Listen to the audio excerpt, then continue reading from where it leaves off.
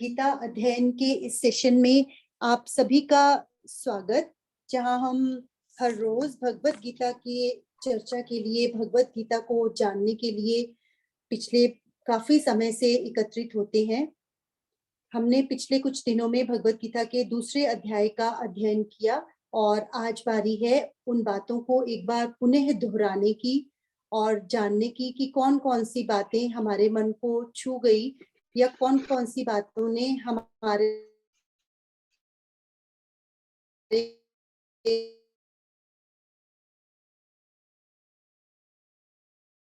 को आपको रूल्स बनाने का अपनी लाइफ में। तो सभी से अनुरोध की तैयार रहें आज की चर्चा के लिए। सर को प्रणाम और निवेदन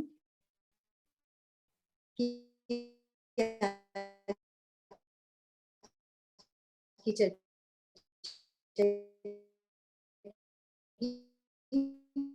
शुरुआत। सर आवाज आ रही है? देव की मेरी आ रही है? हाँ जी, अब आ रही है सर।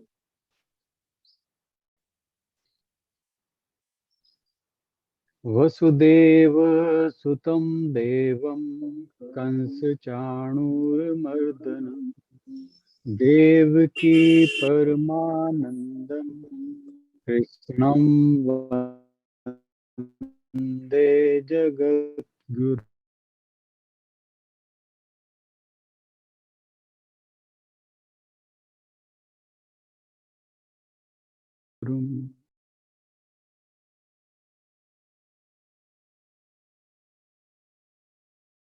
ये आवाज मैं दोबारा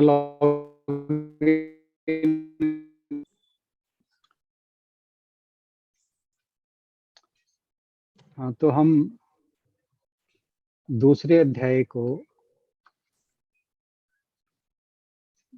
एक बार पूरा कर चुके हैं और आज हम उस पर दोबारा से चर्चा के लिए बैठे हैं ताकि उन विषयों को जिनको भगवान ने अर्जुन का भ्रम दूर करने के लिए इस चैप्टर में उठाया था, इस अध्याय में उठाया था, उनको जानने का प्रयास करें। क्योंकि गीता का दूसरा अध्याय कहा जाता है कि संपूर्ण गीता का आधार स्तंभ है। अगर हम इस अध्याय को अच्छे से जान जाते हैं तो फिर जो बाकी गीता के 16 अध्याय हैं उन्हें, क्योंकि वो इन्हीं का विस्तार है, तो उन्हें समझना आसान हो जाता है। तो जैसा कि मैंने, जब हम पिछली बार मिले थे, मैंने आप सभी से अनुरोध किया था कि आप अपने अपने जो इन 72 श्लोकों से आपके जो भी आपको सीखने को मिला, जानने को मिला, कुछ अलग अनुभव हुआ या कुछ ऐसी बात थी जो आपको लगा कि वो कही जानी चाहिए थी और वो कवर नहीं हुई, तो एक विस्तृत चर्चा हम इस विषय पर करने के लिए यहाँ पर बैठे हैं। और जैसा मैंने कहा था, इसमें 2 दिन लगे, 3 दिन लगे, क्योंकि हमारा जो ध्येय है वो है कि गीता के ज्ञान को आत्मसात कर सकें। तो समय की सीमा हमारे ऊपर कोई बंधन नहीं रखती, केवल एक ही लक्ष्य है कि हम गीता जी में जो भगवान ने सबके हित के लिए बातें कही हैं उनको समझने का, उनको यथार्थ रूप में जानने का प्रयास करें। आप सभी से अनुरोध, कोई भी आज की चर्चा को शुरुआत कर सकता है।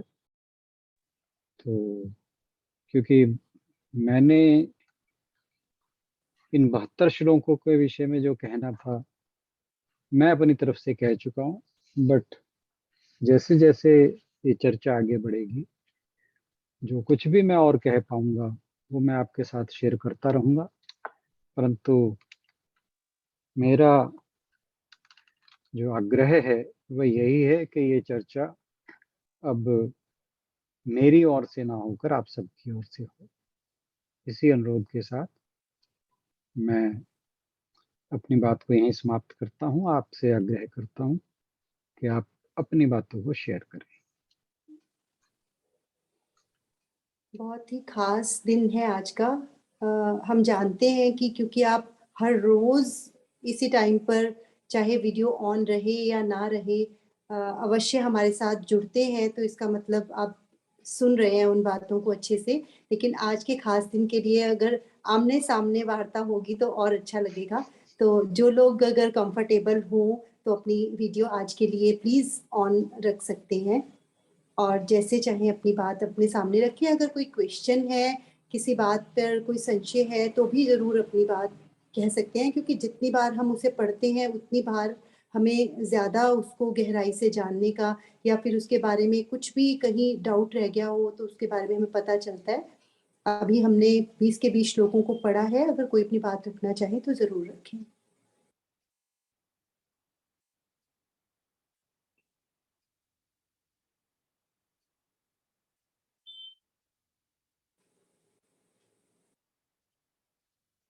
चलिए मैं शुरुआत करती हूँ सर। मुझे तो सर इसमें सबसे पहले जो श्लोकों में अर्जुन का आपने शॉक ट्रीटमेंट समझाया था ना, वो बात भी एक गांठ बांधने वाली है कि हमेशा वो नम्र उसमें नहीं रहा जा सकता। जहाँ कहीं रिक्वायर्ड हो, कभी कभी किसी को जगाने के लिए, मीन्स हमारा भाव अच्छा होना चाहिए। ये बिल्कुल। नहीं है कि हम किसी का कुछ नुकसान करना चाहते हैं, लेकिन जहाँ अगर जरूरत है तो कभी कभी उस बात को स्ट्रांगली कहना भी बनता है। चाहे कि उससे दूसरा हम हमेशा ये सोचते रह जाते हैं कि हम कभी भी किसी को ऐसा कुछ ना कहें कि जिससे वो हर्ट हो जाए। लेकिन कभी कभी थोड़ा सा जैसे सर ने बताया भी था कि कई बार ऑपरेट करना पड़ता है हमें, जब कोई चीज क्योर ही ना हो रही हो। तो कहीं कहीं जहाँ बहुत जरूरी है और कोई बात सही ढंग से नहीं कही जा रही, तो वहाँ अपने बात को स्ट्रांगली कहना वो भी नितांत आवश्यक हो जाता है। इसी बात पे कोई जैसे और कुछ कहना? हाँ जी। जैसे मैं इसमें थोड़ी सी दो बातें और कह दूं। कबीर जी का एक दोहा है, मुझे दोहा एग्जैक्टली याद नहीं क्योंकि जब हम पढ़ते थे तब पढ़ा था, परंतु भाव मुझे अभी तक याद है कि जो गुरु है वो एक कुम्हार की भांति होता है। क्योंकि यहाँ पर जब अर्जुन ने कहा कि मैं कृपणता के भाव से ग्रस्त हो गया हूँ, पृच्छामि त्वाम धर्म सम्मूढ़ चेता, और मैं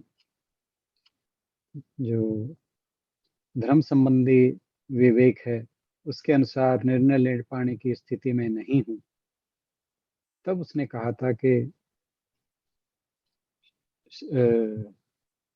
आप मुझे जो मेरे श्रेय का मार्ग है वो निश्चित तौर पर बताएं। शिष्यस्ते हम शाधि माम त्वाम प्रपन्नम, कि मैं आपकी शरण में हूँ और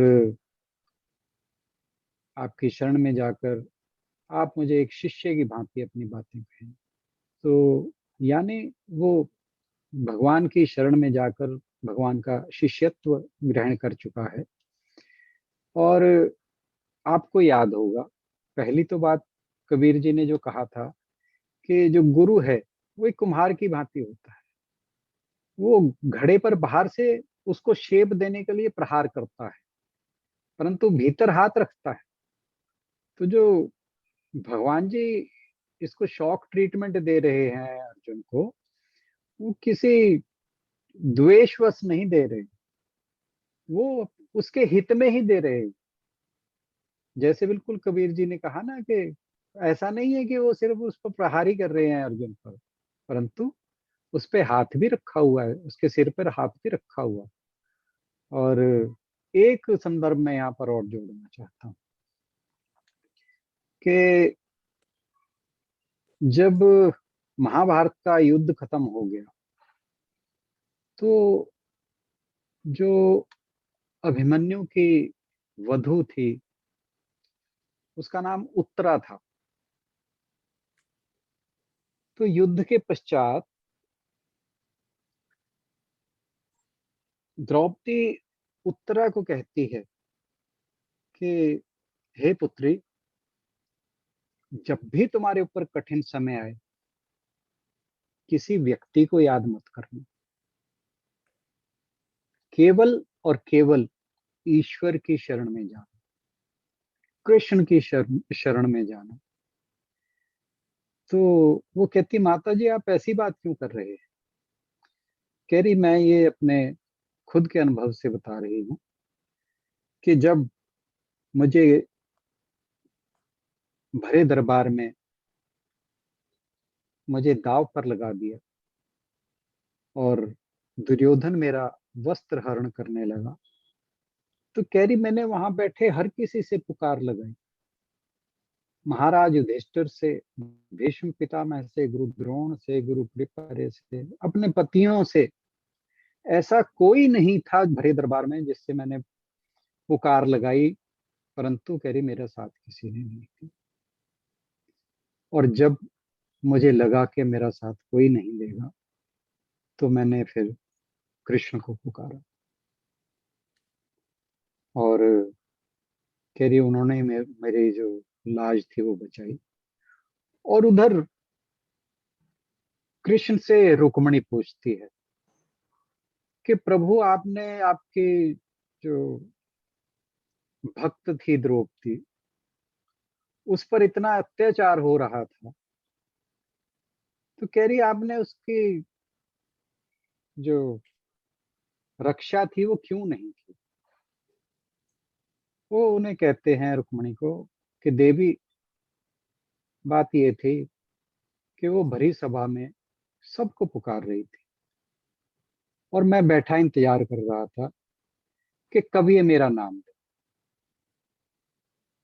तो कह रहा मैं तो सिर्फ उसका इंतजार कर रहा था कि ये मेरा नाम तो ले। वो कभी किसी को पुकार रही है, कभी किसी को पुकार रही है, कभी किसी को पुकार रही है, कि मुझे तो पुकार ही नहीं रही थी वो। मैं जाता तो जाता कैसे? तो कहती फिर ऐसी क्या बात थी कि आप उसकी पुकार के इतने दीवाने थे कि वो बुलाए और मैं भागा चला जाऊं? कहती तुम्हें याद है एक बार जब यहाँ सारे एकत्रित हो रहे थे, तुम लोग भी थे, मेरी सारी पत्नियां थी, द्रौपदी भी थी और पूरा दरबार भरा हुआ था। कह रहे मेरी इस उंगली पे कुछ चोट लग गई और एकदम खून निकल पड़ा।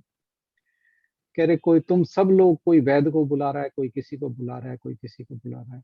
कह रहे केवल एक द्रौपदी थी जिसने आप देखा ना था, उसने अपनी साड़ी का पल्लू फाड़ा और मेरे इस पे बांध दिया। तो गुरु शिष्य भक्त भगवान के तो संबंध ऐसे होते हैं। तो जब द्रौपदी ने कृष्ण को भक्त बनकर पुकारा तो वो दौड़े चले आए। और इसी प्रकार जब अर्जुन ये जान गया कि मैं अब इस व्यूह में फंस चुका हूं, और उसने कृष्ण को कहा कि मैं आपके शरण में हूं, जैसे ही वो कृष्ण की शरणागत हुआ, भगवान ने उसका भ्रम दूर करना शुरू कर दिया। तो प्रभु तो ऐसे है। तो ये हम सबका कर्तव्य है कि हम अक्सर अपने से किसी उच्च पद के, किसी बड़े व्यक्ति के, किसी और के, किस मतलब हम जब भी हमारे ऊपर कुछ कष्ट आता है तो हम ऐसे लोगों की ओर देखते हैं कि ये कोई आएगा मेरा कुछ संवारेगा। लेकिन यदि हम प्रभु को पुकारें तो वो प्रभु की शरणागत हो जाएं, तो हमारे सारे कष्ट अपने आप दूर होते चले जाएंगे। और कष्ट दूर होने से मतलब ये नहीं होता कि मुझे कोई चोट लगी है वो अपने आप ठीक हो जाएगी। कष्ट दूर होने का मतलब है, एक बात और कह दूं यहाँ पर, बात मैं हमेशा थोड़ी सी लंबी कर जाता हूँ, कि एक बार भगवान बुद्ध बैठे थे। भगवान बुद्ध अपने शिष्यों से वार्तालाप कर रहे थे। कहते कि जब मनुष्य पर कोई कष्ट आता है ना, तो उस पे दो तरह के तीर लगते हैं।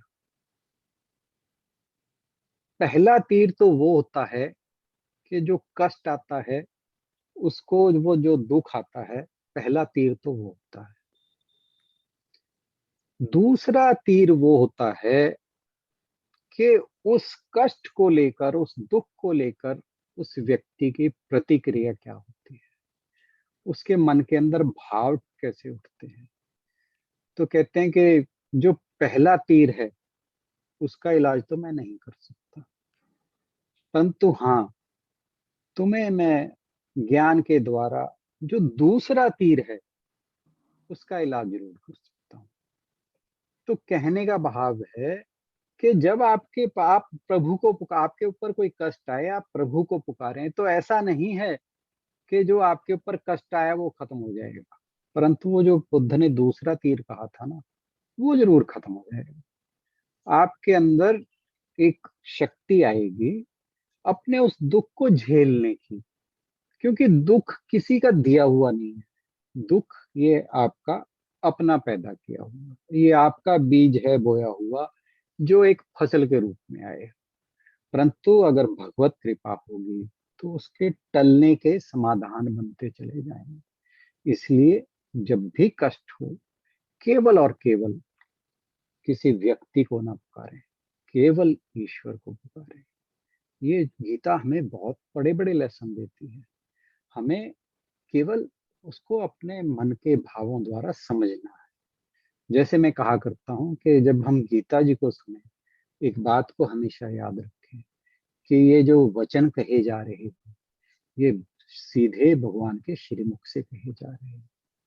और इसमें कोई व्यक्ति, चाहे वो मैं हूं, कोई ए बी सी डी, कोई भी है, जो भगवान कह रहे हैं उनके ऊपर ध्यान दीजिए।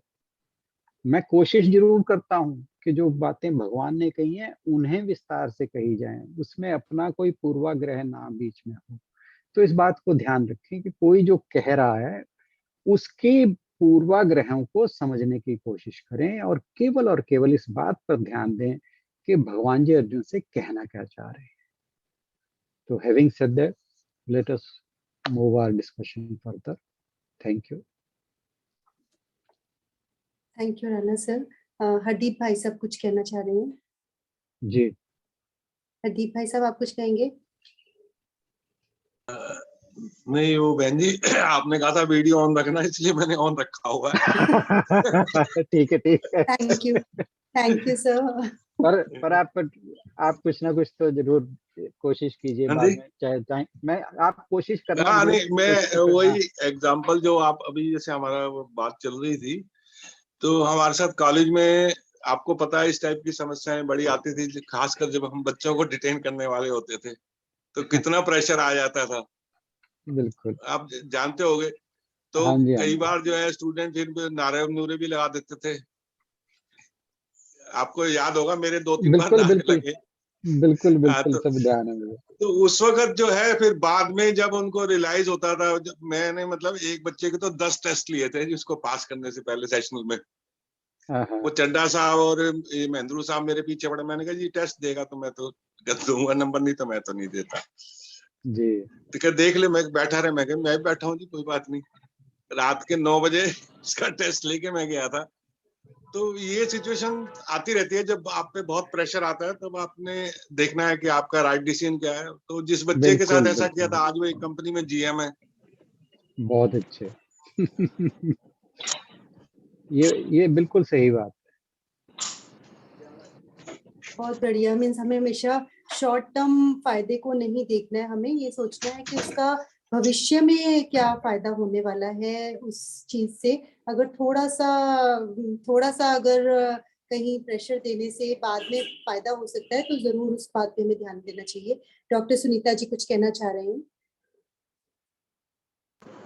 नहीं, अभी नहीं, फिर आगे फिर बात कर।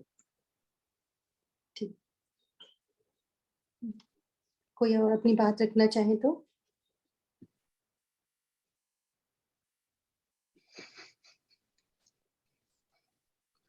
इतना इसके सन्नाटा दो ही लक्षण है कि या तो सब कुछ समझ आ गया या कुछ समझ नहीं आया।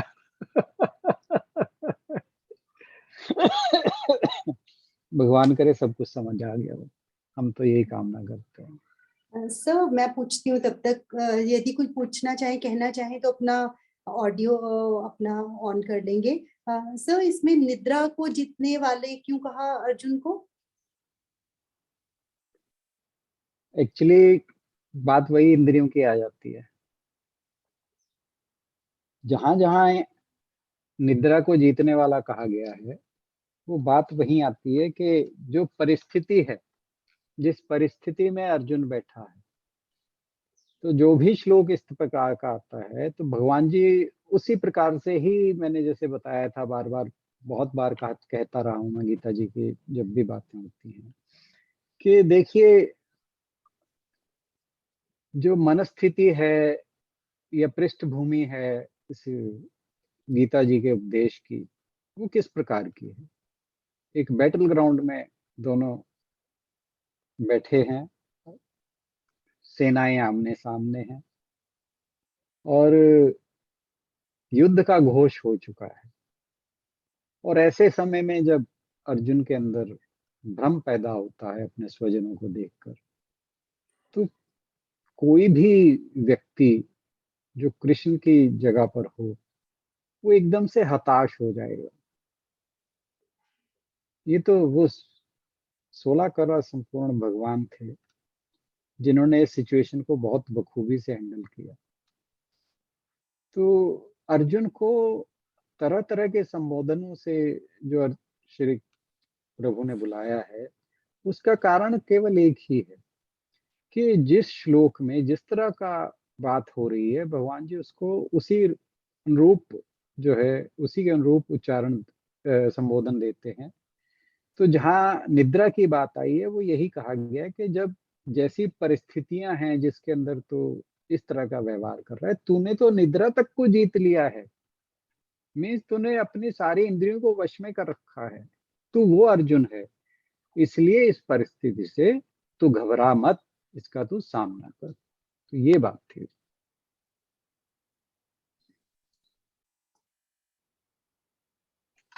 हाँ जी, कुलदीप जी कुछ कहना चाहेंगे? अशोक वीर जी, आज हम पिछले स्टार्टिंग के 20 श्लोकों को दोहरा रहे हैं। विजय जी कुछ कहना चाहेंगे? हाँ जी, हरिओम जी। हरिओम जी, हरिओम। हम हमेशा यही चाहते हैं कि सुखदाई परिस्थिति तो हमारी बनी रहे, दुखदाई मत हो। पर लेकिन दुखदाई भी आएगी, वो आके चली जाएगी, और सुखदाई भी कभी नहीं रहती। परिस्थिति तो हमारी बदलने वाली है हमेशा। और आज आपने एक बहुत अच्छी बात की कि हमें इंसान को नहीं याद करना चाहिए, भगवान को याद करना चाहिए हमेशा। बिल्कुल बिल्कुल बिल्कुल बिल्कुल वास्तविकता है ये। और बहुत अच्छा मुझे। हाँ, नहीं, ये मैं भी बिल्कुल, मैं जब ये बात कर रहा था ना, ऐसे भाव मेरे अंदर भी आए थे, आपने व्यक्त कर दिया और मैं कोशिश कर रहा था उन्हें दबाने की। और सच में ईश्वर हमें सहन करने की शक्ति वही देता है, हमारे अंदर बिल्कुल कुछ बिल्कुल बिल्कुल, नो सही डाउट में दो अबाउट तीर होते हैं, एक तीर निकल जाता है और दूसरा सहते हैं। इट। हाँ, और जो दूसरा तीर है ना, अक्सर ज्यादा दुख वो देता है। पहला तीर तो थोड़ी देर का होता है, असली तीर जो है वो बाद में ही लगता है। हम उस सिचुएशन को लेकर, उस परिस्थिति में हमारे साथ जो होता है उसको लेकर जो हमारे मनोभाव आते हैं ना, फिर जो हमारा रिएक्शन होता है, वो ज्यादा खतरनाक हो जाता है। वो हमें ज्यादा दुख देता है, वो हमारा दुख जो है बहुत बढ़ा देता है। हालांकि जो, और इस चीज पर रिसर्च हुई है, ये भी मैं आपसे बात शेयर करूं कि बहुत से न्यूरो सर्जन्स और न्यूरोलॉजिस्ट एक बार एकत्रित हुए इस बात को लेकर। तो मुझे वो बहुत बहुत अच्छे से याद नहीं है, पर एक गोष्ठी हुई थी इंटरनेशनल लेवल की। उसमें उन्होंने सर्कल्स बनाए थे। पता नहीं मैं पूरी बात आपसे किस तरह से शेयर कर पाऊंगा, कि भाई ये एक बहुत बड़ा सर्कल है, उसके अंदर जो हमारी प्रॉब्लम है वो उन्होंने एक छोटे से सर्कल से दिखाई। शुरुआत वहां से हुई, फिर उसके ऊपर रिएक्शन क्या है, फिर दवाई जो है वो क्या काम करती है। तो वो सारी चीजें, जो सबसे बड़ा सर्कल था, वो सारा का सारा वो था जो हमारा सारा कुछ मिला के रिएक्शन रहता है। और जो सबसे छोटा सर्कल था, एक्चुअल प्रॉब्लम वो थी। तो कह रहे हैं कि भी दवाइयां भी इतना फर्क नहीं डालती जितना हमारी मनस्थिति डालती। आप ये चीज नोट कीजिए, एक व्यक्ति जिसको कोई समस्या हुई है, शारीरिक या मानसिक या किसी भी प्रकार का रोग है,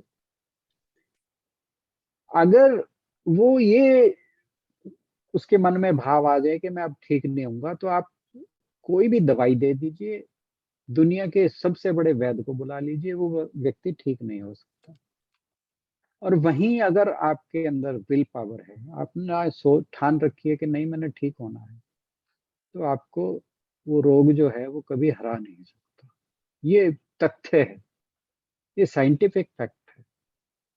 तो इसलिए अब तो बहुत तरह की थेरेपीज यूज होने लगी हैं। डॉक्टर सुनीता बहन जी जो हैं वो बेटर बता पाएंगे इस बात को लेके। आई होप कि इन्होंने इस तरह की बातें जरूर रिसर्च पेपर्स में पढ़ी, सुनी और शेयर की होंगी कि बहुत सी थेरेपीज जो रोगी हैं, पेशेंट्स हैं, उनकी हीलिंग के लिए म्यूजिक थेरेपी है, साइकोलॉजिकल थेरेपी है, बहुत चीजें हैं जिनके द्वारा जो रोगी है उसकी हीलिंग बहुत फास्ट पेस्ड की जाती है और हो जाती है। तो जो भगवान बुद्ध ने कहा था ना कि जो दूसरा तीर है उसका इलाज होना संभव है, पहले तीर का कोई इलाज नहीं। आपको मान लीजिए किसी बॉडी पार्ट पर कैंसर हो गया, तो उसका कोई इलाज, मतलब वो हो गया, उसका कुछ नहीं कर सकते।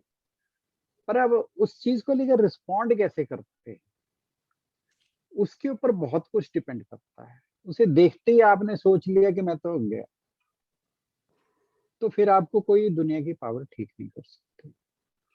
अगर आप ये सोचते हैं कि नहीं, एक रोग है, ठीक हो जाएगा और ठीक है, आया है, हम इससे लड़ेंगे, तो जब आपकी इच्छा शक्ति उस शरीर के साथ लड़ाई में जुड़ जाती है ना, तो फिर वो रोग जो है वो आपके सामने टिक नहीं पाता। वो टाइम कितना लेगा ये तो देखिए, वो सारा कुछ हमारे कर्मों के ऊपर डिपेंड करता है। परंतु चीजें बदलती हैं, चेंज होती हैं। और मैंने तो देखिए अपने जीवन में बहुत बार प्रत्यक्ष अनुभव किया है। आप भगवान को उंगली थामे रहें, वो आपको थामे रहेगा, और अपना हौसला बनाए रखें। और खाली रोग की बात नहीं है, किसी भी विषम परिस्थिति के विषय में बात कह रहा हूँ। आपके सामने अच्छी बुरी परिस्थितियां आती रहेंगी, उसका जो मानव जीवन है उसका एक पार्ट है। The life is just a roller coaster ride. ये कभी भी एक स्मूथ राइड नहीं होता, रोलर कोस्टर राइड। वो ऊंचा नीचा चलता रहेगा। परंतु जब आपने भगवान का हाथ थाम लिया है, जैसे एक रोलर कोस्टर राइड में एक बच्चा है, वो अगर अपनी माँ बाप की गोद में बैठा है ना,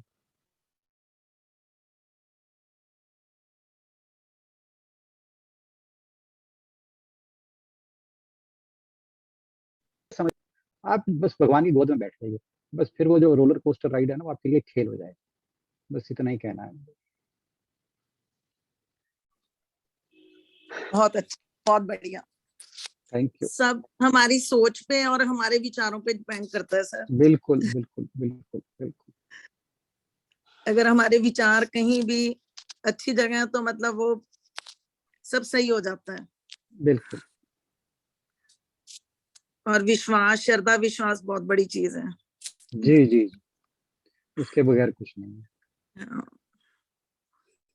थैंक यू। बहुत अच्छा भाव। और जो द्रौपदी ने उत्तरा से कहा था वो ही 7वें अध्याय में हमने पढ़ा था, कार्पण्य दोषोपहत पहृत स्वभाव पृच्छामि त्वाम धर्म सम्मोह चेता, कि मैं आपके आगे नतमस्तक हूँ, आप जैसा चाहें वैसा मुझे मुझसे करवाएं या वैसे मुझे आज्ञा दें। और जब ये वाली हमारी स्थिति हो जाती है तो हमेशा एक्सपीरियंस किया है कि हमेशा परमात्मा किसी ना किसी रूप में आकर आपको जरूर संभालते हैं, आपको गिरने नहीं देते। चाहे वो किसी मित्र के रूप में हो, कहीं कहीं से आप कुछ सुन लें, कहीं जाते जाते, तो कुछ ऐसे हमारे कान में शब्द जरूर पड़ते हैं जो हमें प्रेरित करते हैं आगे बढ़ने के लिए। किसी बिल्कुल। और का कोई भाव हो तो जरूर अपनी बात रखें। बहुत ही प्यारे श्लोक हैं और ऐसा होना चाहिए हम सबके साथ, जितना हमने समय दिया है इस चैप्टर को, कि भविष्य में कभी भी कहीं अगर दूसरे अध्याय की बात हो तो हमें ऐसा नहीं लगना चाहिए कि ये बात हमें नहीं पता।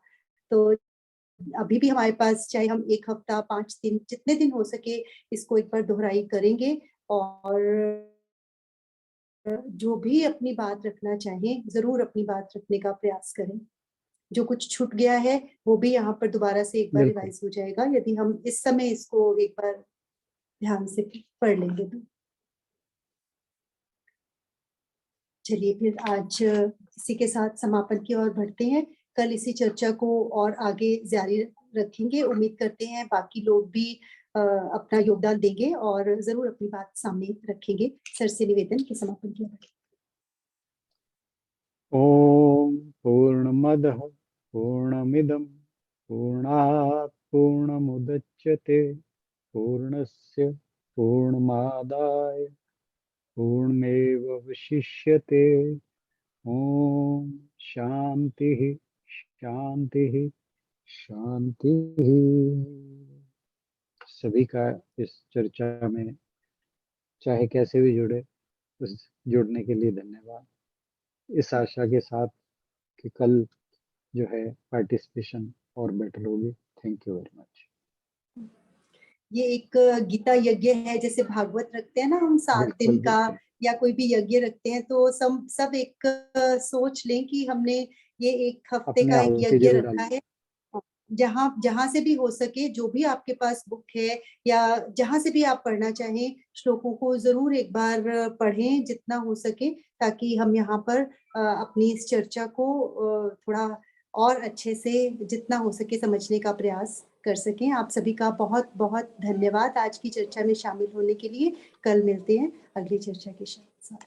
आशा है आप अपने आहुति के साथ कल तैयार होंगे। Thank you.